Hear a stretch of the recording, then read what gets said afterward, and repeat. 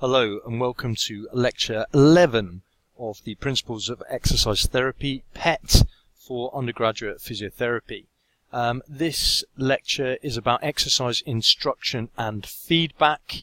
As you can see, it's a two-way process. You give a message, but you also need feedback, and it's this feedback loop that is important. Communication is the key here. So what's our profession about?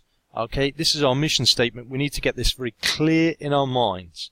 It's about anatomy and physiology, human movement and function, maximizing wellness and potential, minimizing disease and injury, and solving real-world problems. Our mission statement is important because it helps us focus on prescribing exercise. So with exercise instruction, we want you to practice using motivational interviewing, MI, and we'll come on to that in a minute. Practice using the ABCDs of lifestyle counselling. Reflect on the different types of learning styles that we have. Consider how you can teach new motor skills and new exercises effectively. Consider the factors which influence adherence. Adherence to exercise is the most important thing. And practice teaching exercise, correcting performance, and providing feedback. So we've got a sport billy, which is the principles of exercise therapy. We've got adaptation, specificity, progression, regression, overload, reversibility, timeout, behavioral change, individuality, lifestyle integration, law of diminishing returns, and your responsibility. And you remember that with the acronym ASPORT BILLY. Right, we've got to make every contact count. Our friends at Exercise Works, Anne Gates, has really been a champion for this point of making every contact count and advising on physical activity and exercise whenever we get the chance to. Just think of how many patients we can influence over our career.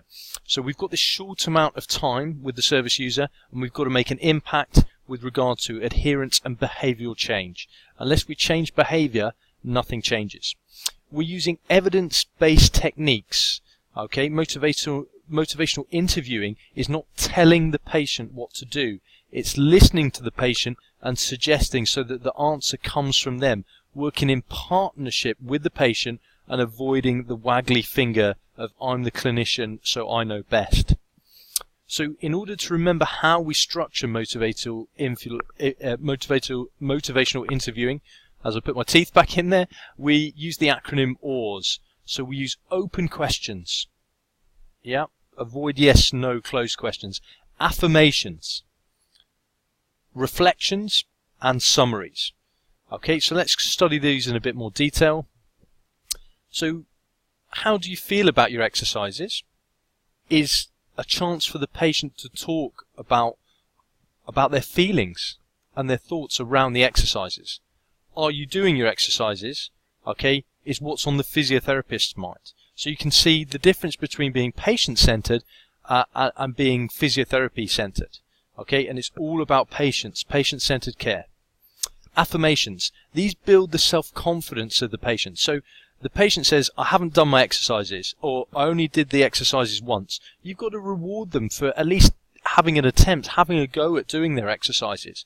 And then picturing in life where they have achieved things before and accomplished things before, and using that success momentum so that they can use the strategies that they've had success with regard to exercise. Success breeds success. Reflections, what the patient is thinking and feeling.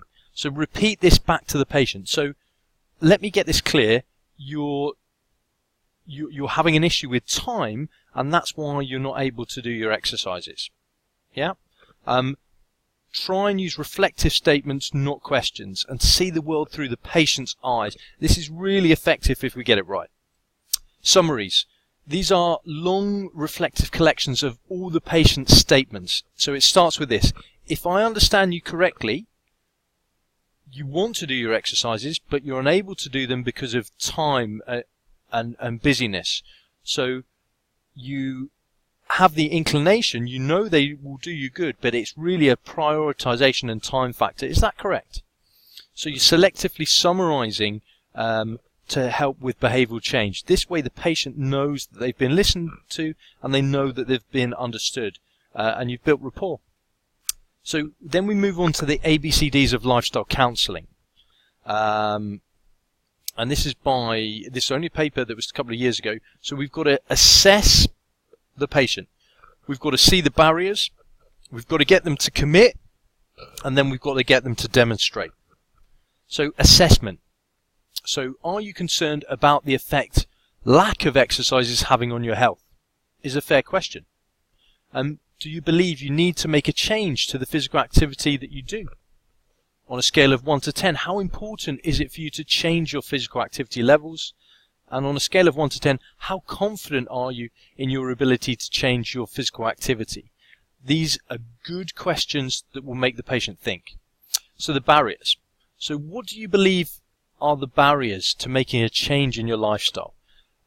Time, money, motivation, not understanding, lack of motivation, lack of inspiration. These are all barriers, and it's about trying to dilute those and understand them so that you can counter them and conquer those barriers.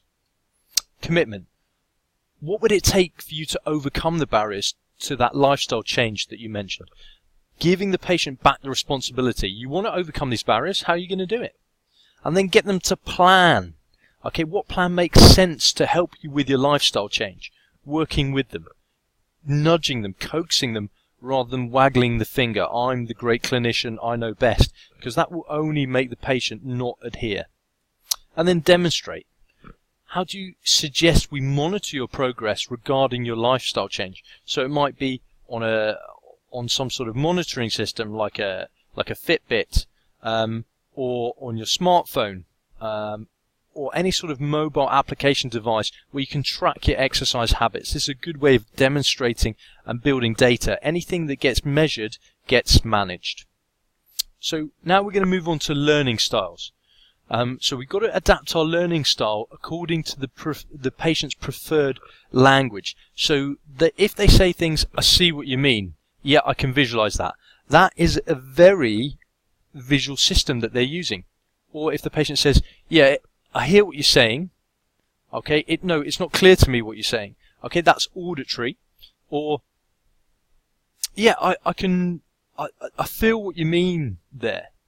Okay, yeah, that's I can literally, I can get a handle on what you're saying. They're using kinesthetic language, or they might be using analytical language.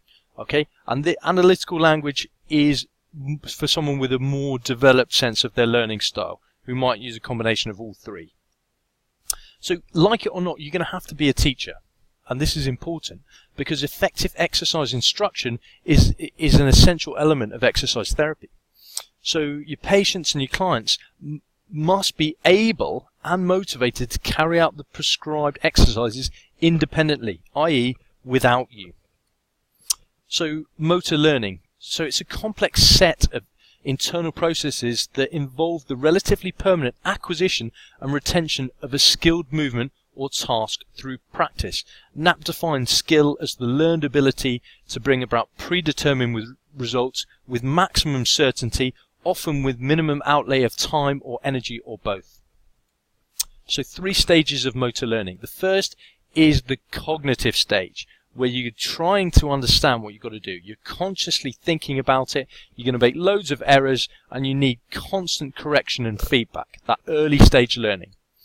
Then you're in the associative stage, where you focus on fine-tuning, and you can explore some variations, you can do a bit of problem solving, and you can self-correct because you understand what's going on. You can anticipate errors, and you require less feedback as you're becoming more skillful. Then in the third stage, okay, it's autonomous. It's automatic movement. You don't have to pay attention. In fact, you can do other tasks while you're still doing the same task. And you can adapt easily to variation, and you require very little instructional feedback because you know exactly what you're doing. So the factors influencing motor learning, we think about pre-task. So before the person does the task, do they understand the purpose? Back to functional movement. Okay, what are the person's interests? What's their attention and their focus? Remember, where focus goes, energy flows. Understanding the desired outcome, what you want to achieve. Demonstration or modelling might be required, and the quality of your instruction is oh so important. Then, during the practice, it's about repetition. Okay, 10,000 hours or 10 years of repeating the same task means you'll become a master in that task. Okay, and you can do part practice and then whole practice. So you break down the task into simplistic bits. Say, for instance, a tennis serve. Okay, you could practice just throwing the ball up in the air. So get throwing the ball up in the air. Then you could practice raising the racket, leaning back. Okay, and then you can actually practice just hitting the ball. And then you put it all together. Yeah, so there's lots of ways of doing it, including things like visualization and doing the tennis serve without the ball, etc., etc. So the factors influencing motor learning might be feedback. So that might be from videoing it and then showing the patient what they're doing wrong, or it might be from sensory information such as intrinsic feedback. Can you feel that via proprioception, or external feedback where you might be using hands-on to adjust the patient. So the important factors to consider are your environment, then your demonstration. Are you correct? Are you safe? They've also got to know what incorrect technique looks like so that they don't do it.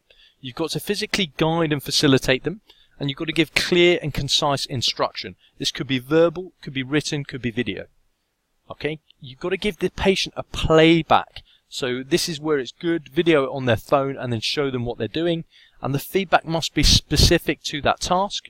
It also must be incremental or phased in the instruction. You can't just give somebody 10 points and they'll only remember 1.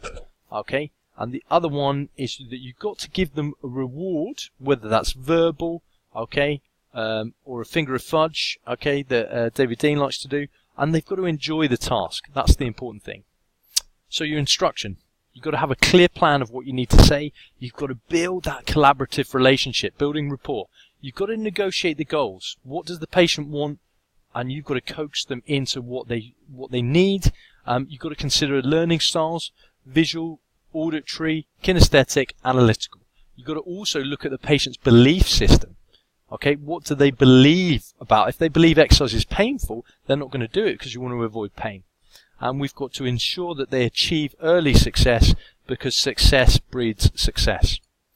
So factors influencing adherence are many. So there are patient-related, disease-related, and treatment-related. Okay, all of these will factor. Adherence, it starts from a position where you expect the patient not to do your program at all, rather than expecting they will. So giving the best program in the world to a patient that doesn't do it is worthless. So it's vital that you understand adherence. It's more important than anything else.